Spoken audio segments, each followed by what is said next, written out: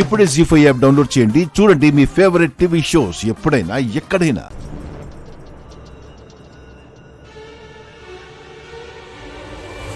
రా.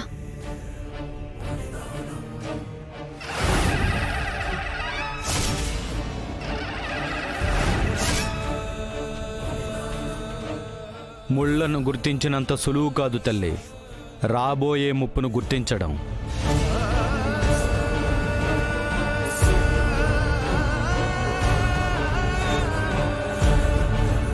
స్వామి, ఎందుకలా అన్నారు? మాకేమైనా ప్రమాదం పొంచుందా? ప్రమాదం నీకు కాదు తల్లి, ఇప్పుడిప్పుడే ఊపిరి పోసుకుంటున్నా నీ ఒడిలో ఉయ్యాలోగాలంటూ తహతహలాడుతున్న నీ కడుపులో ఉన్న బిడ్డకి.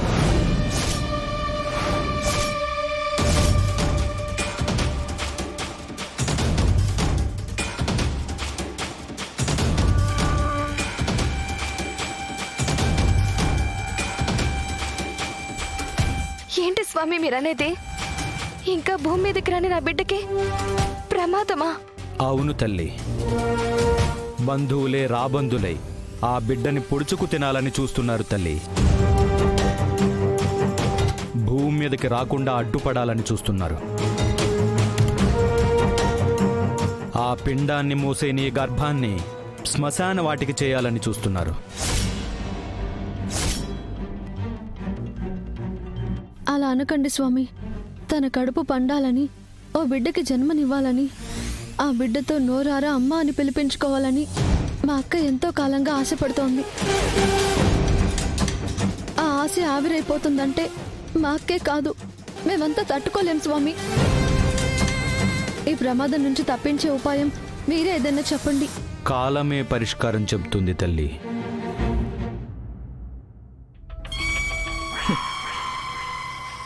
ఎన్ని ప్రయత్నాలు చేసినా విష్ణు బిడ్డని ఈ భూమి మీదకి రానివ్వను. జీవితంలో తనని తల్లిని కానివ్వను. జీవితమంతా పిల్లలు లేకుండానే మిగిలిపోయేలా చేస్తాను. శివని ఆ విక్రమ్ గాడు ఎలాగూ వదిలేస్తాడు, లేదంటే శివే ఆ విక్రమ్ గాడిని వదిలేస్తుంది. అలా జరగలేదు అంటే నేనే ప్లాన్ చేసి ఇద్దరినీ విడగొట్టేస్తాను. ఇక రాధ ఈరోజో రేపో కృష్ణని నడి రోడ్డు మీద వదిలేస్తాడు.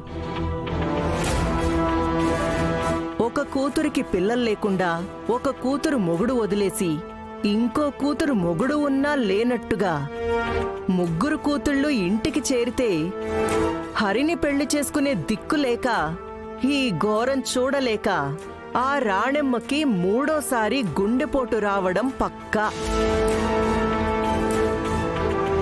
అది చూసి కృష్ణకి పిచ్చెక్కి మెంటల్ హాస్పిటల్లో చేరడం గ్యారంటీ. వినడానికి బాగుంది మేడం, కానీ ఇలా జరుగుతుందంటారా? అయ్యేలా చేస్తాను.